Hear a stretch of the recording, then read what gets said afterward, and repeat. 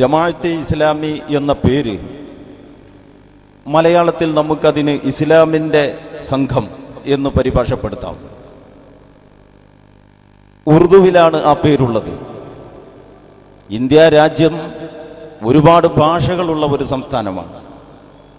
കേരളം കഴിച്ചാൽ പൊതുവെ മുസ്ലിം സമൂഹത്തിൻ്റെ ഒരു പൊതു ഭാഷ എന്ന നിലക്ക് ഉറുദു പ്രസക്തമാണ് എന്ന് മാത്രമല്ല, വളരെ സാഹിത്യ സമ്പുഷ്ടമായ സവിശേഷതകളുള്ള മനോഹരമായ ഒരു ഭാഷ എന്ന നിലക്ക് ഉറുദു ലോകതലത്തിൽ അംഗീകരിക്കപ്പെട്ട ഒരു ഭാഷയുമാണ്.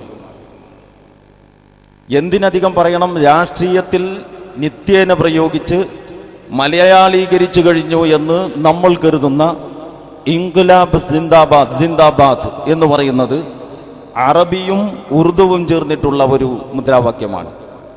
അപ്പോൾ ഭാഷയോട്, ഏതു ഭാഷയായാലും ശരി, ഭാഷയോട് നമുക്ക് പ്രത്യേകിച്ച് ഒരു അകലമുണ്ടാകേണ്ടതില്ല. ഭാഷയോട് അസ്ഖ്യതയോടെ സമീപിക്കുന്ന പ്രവണത ഈ അടുത്ത കാലത്ത് കാണപ്പെട്ടു തുടങ്ങിയതാണ്. അത് ചില രോഗത്തിൻ്റെ ലക്ഷണങ്ങളാണ്. ഇപ്പോൾ ചർച്ച അതല്ലാത്തത് കൊണ്ട് ഞാൻ അതിലേക്ക് കടക്കുന്നില്ല. അപ്പോൾ ഇസ്ലാമിൻ്റെ സംഘം ഇന്ത്യ രാജ്യത്തിലെ ഒരു പ്രമുഖമായ ഒരു പ്രബലമായ ഒരു ഭാഷയിൽ 1941 930 മുതൽ ഇങ്ങോട്ട് ഇന്ത്യ രാജ്യത്തിലെ എന്ന് പറഞ്ഞാൽ ഇന്ത്യ എന്ന് പറയുന്നത് ഇന്ത്യയും പാകിസ്ഥാനും ബംഗ്ലാദേശും അടങ്ങുന്ന വിശാലമായ ഒരു പ്രദേശത്ത് ഇസ്ലാമികമായ അടിത്തറയിൽ നിന്നുകൊണ്ട് സാമൂഹികവും കാലികവുമായ വിഷയങ്ങളിൽ സന്ദർഭോചിതമായ ഇടപെടൽ നടത്തിയ പണ്ഡിതനായ സയ്യിദ് അബുൽ ആല മൗദൂദി സാഹിബിന്റെ നേതൃത്വത്തിൽ വളരെയേറെ തലയെടുപ്പുള്ള ഒരു സംഘം പണ്ഡിതന്മാരുടെ സാന്നിധ്യത്തിലാണ് ഇങ്ങനെ ഒരു സംവിധാനം രൂപപ്പെട്ടു വന്നത്. അപ്പോൾ ഇസ്ലാമിന്റെ അടിസ്ഥാനത്തിൽ പ്രവർത്തിക്കുന്ന ഒരു സംഘമാണ് ജമാഅത്തെ ഇസ്ലാമി എന്ന് ഇത് കേൾക്കുമ്പോൾ ആർക്കും ബോധ്യപ്പെടുന്നതാണ്. ഇസ്ലാം എന്ന് പറയുന്നത് അതിനെ ഒരു ആചാരപ്രധാനമായ മതമായിട്ട് കാണുന്ന ഒരവസ്ഥാവിശേഷം ഇപ്പോഴും നമ്മുടെ നാട്ടിൽ അവശേഷിക്കുന്നു. ഇത് വളരെ ശക്തിയായി നിലനിന്ന ഒരു ചരിത്ര പശ്ചാത്തലത്തിലാണ് ജമാഅത്തെ ഇസ്ലാമിയുടെ രംഗപ്രവേശം. ഇസ്ലാം എന്ന് പറഞ്ഞാൽ കീഴടങ്ങുക, അനുസരിക്കുക എന്നൊക്കെയാണ് വാക്കിന്റെ അർത്ഥം. വിധേയമാവുക, സർവസ്വവും സമർപ്പിക്കുക എന്നൊക്കെ പറയാം. ഇവിടെ ഏതെങ്കിലും ഒരു പ്രത്യേകമായ മതത്തെയോ ആചാര സമ്പ്രദായത്തെയോ അല്ല അതുകൊണ്ട് ഞങ്ങൾ ഉദ്ദേശിക്കുന്നത്. ഈ പ്രപഞ്ചത്തെ തന്നെ കുറിച്ച് നമ്മൾ ചിന്തിക്കുമ്പോൾ വളരെ വ്യവസ്ഥാപിതമായ അത്ഭുതകരമായ ഒരുപാട് സവിശേഷതകളോടെ നമ്മൾ കാണുന്നതും കാണാത്തതുമായ പ്രപഞ്ചങ്ങളായ സകല പ്രപഞ്ചങ്ങളും വളരെ വ്യവസ്ഥാപിതമായി നിലനിൽക്കുന്നത് നമുക്കെല്ലാവർക്കും കാണാവുന്നതാണ്. ഓരോന്നും അതിൻ്റെ ക്രമപ്രകാരം സഞ്ചരിച്ചു കൊണ്ടിരിക്കുന്നു. ഒരു തകരാറും എവിടെയും സംഭവിക്കുന്നില്ല. സന്തുലിതമായ ഈ പ്രാപഞ്ചിക ഘടനയുടെ നിലനിൽപ്പ് ഇത്രയും വ്യവസ്ഥാപിതമായി നമ്മുടെ മുമ്പിൽ കാര്യങ്ങൾ ദിനം ദിനെ നടന്നുകൊണ്ടിരിക്കുമ്പോൾ, ചെറുതും വലുതുമായ പ്രാപഞ്ചിക പ്രതിഭാസങ്ങൾക്ക് നമ്മൾ സാക്ഷിയായിക്കൊണ്ടിരിക്കുമ്പോൾ, ബുദ്ധിയും ബോധവുമുള്ള മനുഷ്യൻ മറ്റ് നാൽക്കാലികളിൽ നിന്നും ഇതര ജന്തുജാലങ്ങളിൽ നിന്നും വ്യത്യസ്തമായി ഈ അത്ഭുത സുന്ദര പ്രതിഭാസങ്ങളെ കുറിച്ച് ചിന്തിക്കണം എന്ന ആഹ്വാനമാണ് വിശുദ്ധ ഖുർആൻ നൽകുന്നത്. അങ്ങനെ ചിന്തിക്കുമ്പോൾ നമുക്ക് ഇതിന്റെ പിന്നിൽ ഇതിന്റെ ഒരു സൃഷ്ടാവ്, ഇതിന്റെ ഒരു നിർമ്മാതാവ്, ഇതിന് രൂപകൽപ്പന ചെയ്ത ഒരു ശക്തിയുടെ സാന്നിധ്യത്തെ സംബന്ധിച്ച് ചിന്തിക്കേണ്ടതായിട്ട് വരും. ഒന്നിന്റെയും പ്രയത്നങ്ങളുടെ അഭാവത്തിൽ ഒരു സംഭവവും ഒരു സംഗതിയും ഉണ്ടാവുകയില്ല എന്നതെല്ലാവർക്കും ബോധ്യമുള്ള കാര്യമാണ്. സ്വയംഭൂവാവുക എന്ന് പറയുന്നത് നമ്മളുടെ ജീവിതത്തിൽ നമ്മൾ തീരെ തന്നെ അനുഭവിക്കുകയോ കാണുകയോ ചെയ്തിട്ടില്ലാത്ത ഒരു കാര്യമാണ്. അപ്പോൾ ഈ പ്രപഞ്ചത്തിന്റെ സൃഷ്ടാവാരാണ്? ഇതിനൊരു സൃഷ്ടാവുണ്ടോ? അതല്ല ഒന്നിലധികം സൃഷ്ടാക്കളുണ്ടോ? സൃഷ്ടാക്കളുടെ തന്നെ ഒരു പാർലമെന്റും ഉപസഭയും മേൽസഭയും ഉണ്ടോ? അങ്ങനെ ഒരുപാട് സംവിധാനങ്ങൾ ഉണ്ടായിരുന്നെങ്കിൽ ഇത്രയും മനോഹരവും വ്യവസ്ഥാപിതവുമായ ഒരു ലോകം തട്ടിമുട്ടി തകിടം മറിയാതെ നിലനിൽക്കുകയില്ലെന്ന് നിങ്ങൾക്ക് മനസ്സിലാക്കാൻ പറ്റും. അതുകൊണ്ട് ഈ പ്രപഞ്ചത്തിന് ഒരു സൃഷ്ടാവും യജമാനനും ഉടമസ്ഥനും ഉണ്ടെങ്കിൽ സകല ജീവജാലങ്ങളും നിർബന്ധിതമായോ അല്ലെങ്കിൽ സ്വമേധയാലോ അവന് കീഴ്പ്പെട്ടാണ് നിലകൊള്ളുന്നതെങ്കിൽ, പ്രപഞ്ചങ്ങളായ സകല പ്രപഞ്ചങ്ങളും നിർബന്ധിതമായോ സ്വമേധയാലോ ഏതൊരു ശക്തിക്ക് വിധേയമായിരിക്കുന്നോ ആ ശക്തിയെ ശരിക്കും അറിഞ്ഞ് മനസ്സിലാക്കി അതിനു മുമ്പിൽ മനുഷ്യരും കീഴൊതുങ്ങണം, വിധേയമാകണം, അവരെ സമർപ്പിക്കണം എന്നതാണ് ഇസ്ലാം എന്ന് പറയുന്നത്. അപ്പോൾ പ്രപഞ്ചത്തിന്റെ പൊതുവായ ഒരു താളമാണത്. അത് സങ്കുചിതമായ കാഴ്ചപ്പാടല്ല.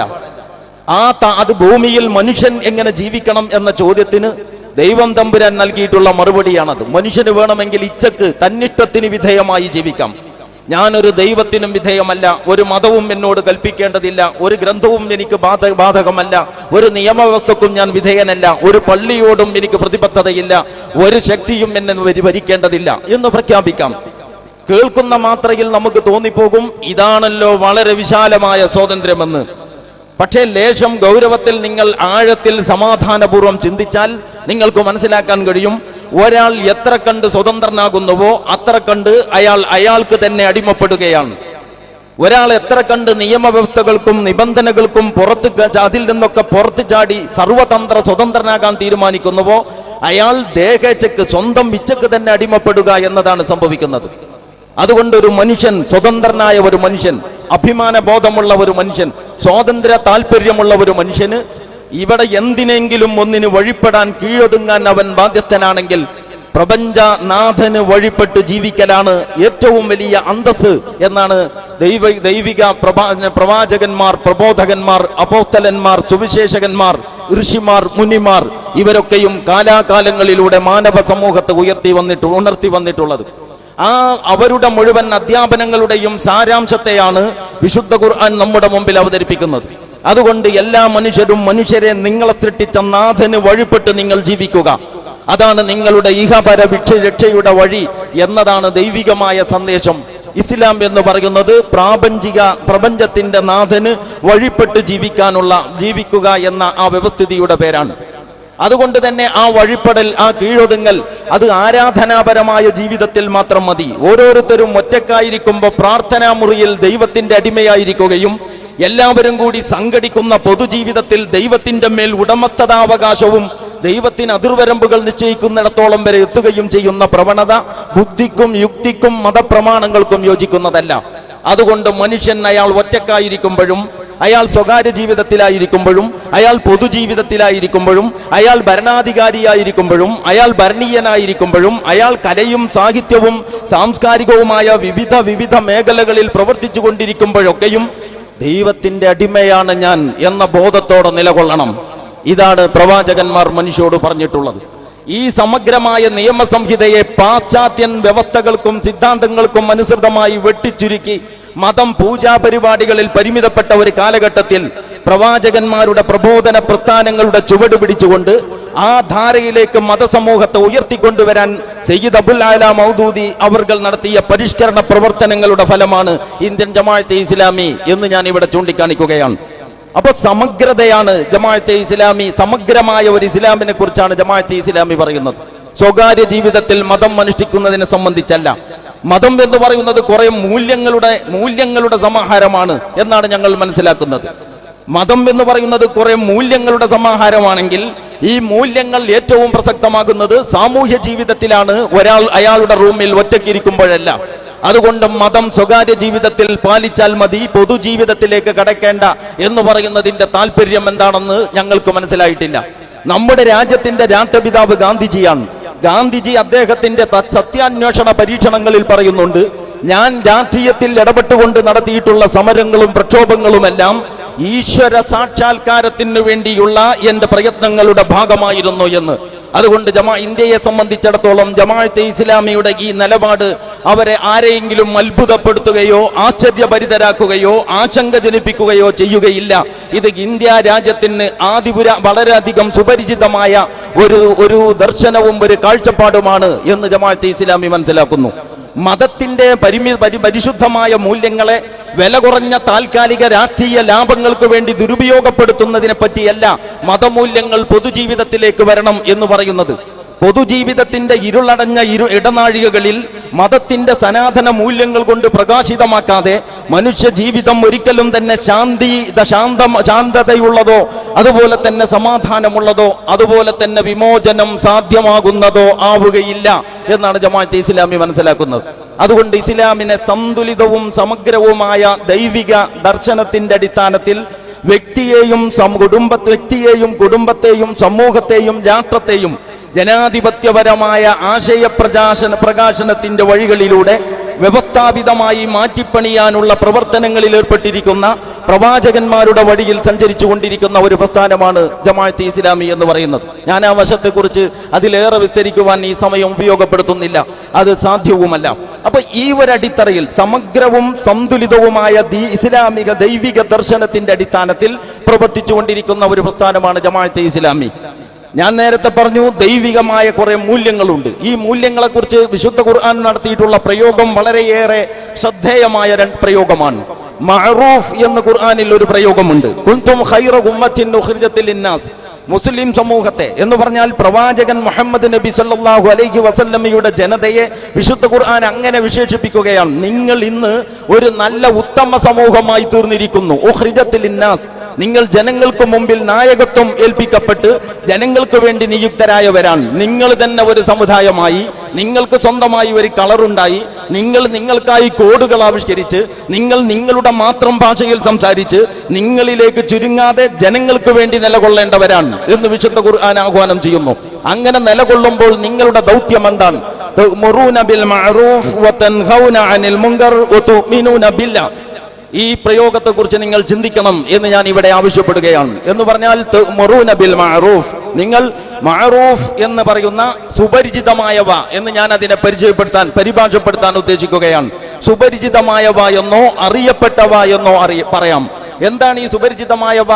ആദിപുരാതനമായി ഒരു കണ്ടുപിടുത്തങ്ങളുമില്ലാത്ത ഗ്രാമങ്ങളിലും കാടുകളിലും കഴിഞ്ഞ അപരിഷ്കൃതരായ ജനസമൂഹത്തിന് സത്യസന്ധത എന്നത് അവർക്കും സ്വീകാര്യമായിരുന്നു.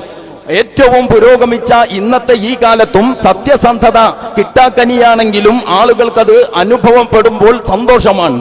അതുകൊണ്ട് സത്യസന്ധത എന്നത് എന്നും സ്വീകാര്യമായ, എന്നും അറിയപ്പെട്ട മൂല്യമാണ്. ഈ ഒരു സത്യസന്ധത മാത്രമല്ല, സത്യസന്ധത, നീതിബോധം, സമാധാനം, പ്രതിബദ്ധത, പ്രതിപക്ഷ സ്നേഹം, പരക്ഷേമ തൽപരത, വിനയം, വിശാലത, വിട്ടുവീഴ്ച, അങ്ങനെ കുറെ മൂല്യങ്ങളുണ്ട്.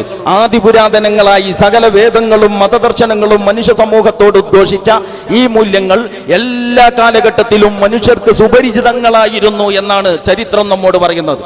ആ മൂല്യങ്ങളെയാണ് നമ്മൾ മഅറൂഫ് എന്ന് പറയുന്നത്.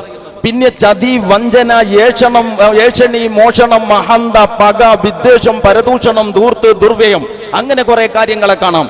ഇവ ഒരു കാലത്തും മനുഷ്യ പ്രകൃതത്തോട് യോജിച്ചിട്ടില്ല, മനുഷ്യ പ്രകൃതത്തോട് സമരസപ്പെട്ടിട്ടില്ല.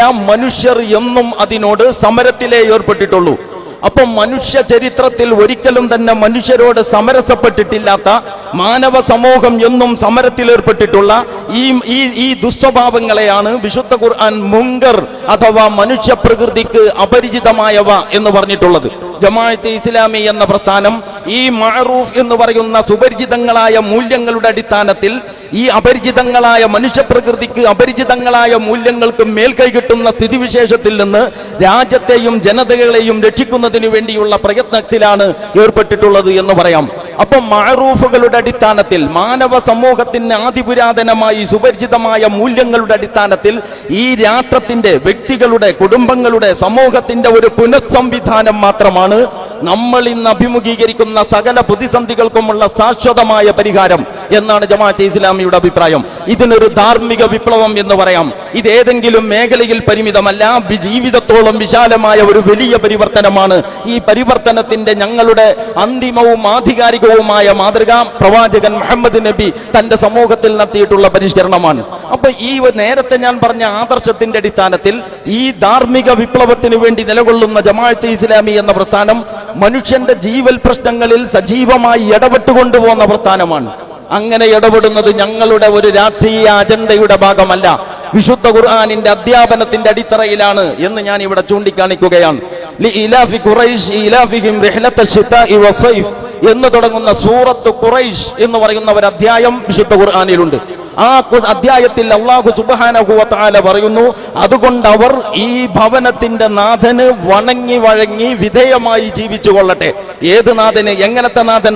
അല്ലദീ അത്അമഹും മിൻ ജൂഅ് വ ആമനഹും മിൻ ഖൗഫ്. അവൻ അവരുടെ വിശപ്പകറ്റി അവൻ അവർക്ക് സമാധാനം നൽകി.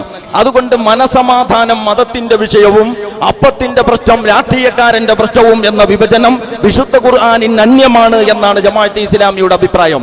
അതുകൊണ്ട് ആമാശയത്തെ പറ്റിയും ആത്മാവിനെ പറ്റിയും സംസാരിക്കുകയും ആത്മാവിന്റെ തേട്ടങ്ങളെ കുറിച്ച് സംസാരിക്കുകയും ആമാശയത്തിന്റെ വിളികൾക്ക് ഉത്തരം കണ്ടെത്താൻ ശ്രമിക്കുകയും ചെയ്യുന്ന സമഗ്ര സ്വഭാവമുള്ള ഒരു പ്രവർത്തന പരിപാടിയാണ് ജമാഅത്തെ ഇസ്ലാമിക്കുള്ളത്. ഈ ഒരു അടിത്തറയിൽ നിന്നുകൊണ്ട് ഈ സമൂഹത്തിലെ എല്ലാ വിഭാഗം ജനങ്ങളോടും ജമാഅത്തെ ഇസ്ലാമി സംവദിച്ചിട്ടുണ്ട്. ഇവിടത്തെ മുഴുവൻ സഹോദരങ്ങളും ജമാഅത്തെ ഇസ്ലാമിയുടെ അഭിസംബോധിതരാണ്. ഡയലോഗിന്റെ ഒരു പുതിയ സംസ്കാരം ഈ കേരളക്കരക്ക് പരിചയപ്പെടുത്തിക്കൊണ്ട് കുറെ കൊല്ലങ്ങളായി ജമാഅത്തെ ഇസ്ലാമി ഈ രാജ്യത്തിലെ ജനങ്ങളോടൊപ്പമുണ്ട്. ഞങ്ങൾ പറയുന്നത് അവർ കേട്ടുകൊണ്ടിരിക്കുന്നു, അവർക്ക് പറയാനുള്ളത് ഞങ്ങൾ കേൾക്കുന്നു. നമ്മൾ രണ്ടു കൂട്ടരും കൂടി നല്ല നാളെയെ സംബന്ധിച്ച് ചിന്തിച്ചു കൊണ്ടിരിക്കുന്നു. അങ്ങനെയുള്ള ഡയലോഗുകളുടെ സംസ്കാരം. ഇവിടെ ഒരു സമുദായം നിലനിൽക്കുന്നുണ്ട്, ഇസ്ലാമിന്റെ പേരിൽ അറിയപ്പെടുന്ന സമുദായം. ആ സമുദായത്തിന്റെ വാക്കും പ്രവൃത്തിയും ഇസ്ലാമും തമ്മിൽ ബന്ധം വളരെ കുറവാണ് എന്നും പലപ്പോഴും ഈ സമുദായം ഈ ഇസ്ലാമിന് ചീത്തപ്പേരുണ്ടാക്കി വെച്ചുകൊണ്ടിരിക്കുന്നു എന്നും ജമാഅത്തെ ഇസ്ലാമി നിരൂപണം നടത്തിയിട്ടുണ്ട്. അതുകൊണ്ട് ഖുർആനിന്റെയും സുന്നത്തിന്റെയും അടിസ്ഥാനത്തിൽ മുസ്ലിം സമൂഹത്തെ സമുദ്ധരിച്ചെടുക്കാനുള്ള പ്രവർത്തനങ്ങളിൽ ജമാഅത്തെ ഇസ്ലാമി ഏർപ്പെട്ടിട്ടുണ്ട്. ഈ രാജ്യത്തെ എല്ലാ വിഭാഗം ജനങ്ങളും നീതി നിഷേധിക്കപ്പെടുകയും പ്രാന്തവൽക്കരിക്കപ്പെടുകയും വികസനത്തിന്റെ പേരിൽ അരിക്കാക്കപ്പെടുകയും ചെയ്യുമ്പോൾ തലതിരിഞ്ഞ വികസനത്തിന്റെ പേരിൽ അരിക്കാക്കപ്പെടുന്ന ജനസമൂഹത്തിന്റെ വിമോചനത്തിന് വേണ്ടി ജമാഅത്തെ ഇസ്ലാമി പ്രവർത്തിച്ചിട്ടുണ്ട്. വനിതകളെ സംഘടിപ്പിക്കുന്നതിന് വേണ്ടി, അവരുടെ അവകാശങ്ങൾക്ക് വേണ്ടി, സമൂഹത്തിലെ ഒരു പകുതിയോളം വരുന്ന സ്ത്രീ സമൂഹത്തിന്റെ സംഘടിത ശക്തി സമൂഹത്തിന്റെ പുനർനിർമ്മാണ പ്രക്രിയയിൽ ഫലപ്രദമായി വിനിയോഗിക്കുന്നതിന് വേണ്ടി ജമാഅത്തെ ഇസ്ലാമി അതിന്റെ തുടക്കം മുതൽ തന്നെ വ്യവസ്ഥാപിതമായ പരിപാടികൾ ആവിഷ്കരിച്ചിട്ടുണ്ട്. സ്ത്രീകളിൽ മാത്രമല്ല, യുവാക്കളിലും വിദ്യാർത്ഥികളിലും. അതുപോലെ ജീവിതത്തിന്റെ എല്ലാ മേഖലകളിലും ഇസ്ലാമിക പ്രസ്ഥാനത്തിന് അതിൻ്റെതായ ഒരു അടയാളപ്പെടുത്തലുകൾ ഉണ്ട് എന്ന് നിങ്ങൾക്ക് കാണാവുന്നതാണ്. ഞാൻ ഇത് അവസാനിപ്പിക്കുകയാണ്. 1950കളിൽ എന്ന് പറഞ്ഞാൽ 47-ൽ ഇന്ത്യ നിർഭാഗ്യവശാൽ വിഭജിക്കപ്പെട്ടതിന് ശേഷം ഈ രാജ്യത്ത് വർഗീയാഗ്നികളുടെ വലിയ തീജ്വാലകൾ ഉണ്ടായി എന്ന് നമ്മൾ എല്ലാവരും മനസ്സിലാക്കുന്നുണ്ട്. അങ്ങനത്തെ ഒരു ഘട്ടത്തിൽ 1950കളിൽ ജമാഅത്തെ ഇസ്ലാമി എന്ന പ്രസ്ഥാനം അതിന്റെ അടിസ്ഥാന മെമ്പർമാർ, ഉറുദുവിൽ റുക്കൻ എന്ന് പറയുന്ന അടിസ്ഥാന മെമ്പർമാർക്ക് നൽകിയ ഒരു സർക്കുലർ നിങ്ങൾക്ക് കാണാൻ സാധിക്കും. അച്ചടിച്ച് ഇപ്പോഴും ആ പുസ്തകം വിതരണം ചെയ്തുകൊണ്ടിരിക്കുന്നുണ്ട്. റൂദാദ് ജമാഅത്തെ ഇസ്ലാമി എന്ന പേരിലുള്ള അതിന്റെ റിപ്പോർട്ടുകളുടെ ശേഖരത്തിൽ നിങ്ങൾക്കത് കാണാം. അതിലൊരിടത്ത് ഇങ്ങനെ പറയുന്നുണ്ട്: ഒരു ജമാഅത്ത് പ്രവർത്തകന്റെ മുമ്പിൽ വെച്ച് ഒരു വ്യക്തിയോ ഒരു കുടുംബമോ ആക്രമിക്കപ്പെട്ടാൽ, ഒരു ജമാഅത്ത് പ്രവർത്തകന്റെ മുമ്പിൽ വെച്ച് ഒരു വ്യക്തിയോ ഒരു കുടുംബമോ ആക്രമിക്കപ്പെട്ടാൽ, ആ ആക്രമിക്കപ്പെടുന്നവൻ മുസ്ലിം ആണെങ്കിലും അല്ലെങ്കിലും ശരി, അയാൾ നിങ്ങളോട് അഭയം തേടിയാലും ഇല്ലെങ്കിലും ശരി, സ്വന്തം ജീവൻ അപകടപ്പെടുമെന്ന് വന്നാലും അയാളുടെ സംരക്ഷണത്തിന് വേണ്ടി ഇറങ്ങി പുറപ്പെടേണ്ടതാണ്. ഇതാണ് ജമാഅത്തെ ഇസ്ലാമിയുടെ മാനവിക വീക്ഷണം. ഈ രാജ്യത്തിലെ എല്ലാ വിഭാഗം ജനങ്ങളും ഞങ്ങളുടെ സഹോദരന്മാരാണെന്നും എല്ലാം ഒരേ ദൈവത്തിന്റെ സൃഷ്ടികളാണെന്നും വായുവും വെള്ളവും എല്ലാവർക്കും അവകാശപ്പെട്ടതുപോലെ ദൈവികമായ ശാന്തിയും സമാധാനവും എല്ലാവർക്കും ലഭിക്കേണ്ടതാണെന്നും ജമാഅത്തെ ഇസ്ലാമി കരുതുന്നു. അതുകൊണ്ട് മനുഷ്യർക്കിടയിലുള്ള ഒരു വിധത്തിലുള്ള വിവേചനത്തെയും ജമാഅത്തെ ഇസ്ലാമി അംഗീകരിക്കുന്നില്ല. വർഗീയതയുടെയും വർഗ സംഘടനത്തിന്റെയും സാമുദായികതയുടെയും സങ്കുചിതമായ ഒരു ശൈലിയും ജമാഅത്തെ ഇസ്ലാമി അതിന്റെ പ്രവർത്തനങ്ങളിൽ ഇന്നോളം സ്വീകരിച്ചിട്ടില്ല. അതുകൊണ്ട് സമുദായത്തിനകത്ത് നിന്ന് നീതിയുടെ പക്ഷത്ത് വിട്ടുവീഴ്ചയില്ലാതെ നിലനിന്നതുകൊണ്ട് ജമാഅത്ത് സമുദായത്തിനകത്ത് നിന്ന് ജമാഅത്തിന് ശത്രുക്കൾ ഉണ്ടാവുകയും സമൂഹത്തിന്റെ പുറത്ത് ധാരാളം ഗുണകാംക്ഷികളും ഉണ്ടാവുകയും ചെയ്ത ഒരു പ്രസ്ഥാനമാണ് ജമാഅത്തെ ഇസ്ലാമി എന്ന് നിങ്ങൾക്ക് കാണാവുന്നതാണ്. അത് പത്രപ്രവർത്തന രംഗത്ത് അതിൻ്റെതായ വ്യക്തിമുദ്ര പതിപ്പിച്ചിട്ടുണ്ട്. ദൃശ്യമാധ്യമ രംഗത്ത് അതിന്റെ സാന്നിധ്യം നിങ്ങൾക്ക് കാണാവുന്നതാണ്. വിഷൻ 2016 എന്ന പേരിൽ, വിഷൻ 2016 എന്ന പേരിൽ സ്വാതന്ത്ര്യം നേടി ഇത്രയും വർഷം കഴിഞ്ഞ് പഞ്ചവത്സര പദ്ധതികൾ പലതും പിന്നിട്ടതിന് ശേഷവും ദാരിദ്ര്യ രേഖ തന്നെ ഉണ്ടോ എന്നുപോലും അറിയാതെ കഴിഞ്ഞുകൂടുന്ന പാവപ്പെട്ട ജനവിഭാഗത്തിന്റെ സമുദ്ധാരണത്തിന് വേണ്ടി വ്യവസ്ഥാപിതമായ പരിപാടികൾ ജമാഅത്തെ ഇസ്ലാമി ആവിഷ്കരിച്ചിട്ടുണ്ട്. ജാതി മത വിഭാഗീയതകൾക്കപ്പുറം എല്ലാ ജനവിഭാഗങ്ങളുടെയും സമുദ്ധാരണത്തിന് വേണ്ടിയുള്ളതാണ് പീപ്പിൾസ് ഫൗണ്ടേഷൻ എന്ന പേരിൽ ജമാഅത്തെ ഇസ്ലാമി കേരള ഘടകത്തിന്റെ കീഴിൽ പ്രവർത്തിച്ചുകൊണ്ടിരിക്കുന്ന സേവന പദ്ധതിയുടെ സ്വഭാവം എന്ന് നിങ്ങൾക്ക് കാണാവുന്നതാണ്. ഇതെല്ലാം മുമ്പിൽ വെച്ചുകൊണ്ട് ഞാൻ പറയുന്നു, കാരണം വളരെ കൃത്യമായ ആശയാടിത്തറയുള്ള ചില്ലറ ജീവകാരുണ്യ പ്രവർത്തനങ്ങളിൽ പരിമിതപ്പെടാതെ കേവലമായ മതപരമായ ആചാരപൂജകളിലും വഴിപാടുകളിലും മാത്രം ഒതുങ്ങി നിൽക്കാതെ മനുഷ്യ ജീവിതത്തോളം വിശാലമായ, ഞാൻ കൂട്ടത്തിൽ ഒരു കാര്യവും കൂടി പറയുന്നു, ആധുനിക ശാസ്ത്രം എത്ര പുരോഗമിച്ചെങ്കിലും അതിന് മരണത്തോളം എത്താനേ കഴിഞ്ഞിട്ടുള്ളൂ. ഇസ്ലാം മരണത്തിനപ്പുറമുള്ള ഒരു ജീവിതത്തെ കുറിച്ച് കൂടി പറയുന്നു. അപ്പോൾ ജീവിതത്തോളം വിശാലമല്ല, ജീവിതത്തിനപ്പുറത്തോളം വരന്നു കിടക്കുന്ന വളരെ വലിയ അജണ്ടയുമായിട്ട് സമഗ്ര സ്വഭാവത്തോടുകൂടി ബഹുവിധ പരിപാടികളോടെ നിങ്ങളോടൊപ്പമുള്ള ഈ പ്രസ്ഥാനത്തിന്റെ മാധുര്യം നിങ്ങൾ അറിയണം എന്നുള്ളത്, അതിന്റെ ആഴം നിങ്ങൾ മനസ്സിലാക്കണം എന്നുള്ളത്, അതിന് വല്ല വിമർശനവും ഉണ്ടെങ്കിൽ അത് ഏത് സ്വഭാവത്തിലുള്ളതാണ് എന്ന് ഇതിന്റെ വക്താക്കൾ മനസ്സിലാക്കിയിട്ട് അതിൽ തിരുത്തപ്പെടേണ്ടവയുണ്ടെങ്കിൽ തിരുത്തപ്പെടണം എന്നുള്ളത്, ഇങ്ങനെ ഒരുപാട് നല്ല ലക്ഷ്യങ്ങളോടുകൂടിയാണ് ഈ പരിപാടി സംഘടിപ്പിക്കപ്പെട്ടിട്ടുള്ളത്. അതിന്റെ എല്ലാ നല്ല ലക്ഷ്യങ്ങളും സഫലമാകും വിധം ഭംഗിയായി ഇത് നടത്തുവാൻ സർവശക്തനായ നാഥൻ നമ്മെ അനുഗ്രഹിക്കുമാറാകട്ടെ എന്ന് ആശംസിച്ചും പ്രാർത്ഥിച്ചും കൊണ്ട് എന്റെ വാക്കുകൾ ഞാൻ ഉപസംഹരിക്കുന്നു. വാഹിർ ദഅവാനാ അൽഹംദുലില്ലാഹി റബ്ബിൽ ആലമീൻ. അസ്സലാമു അലൈക്കും വറഹ്മത്തുള്ളാഹി വബറകാതുഹു.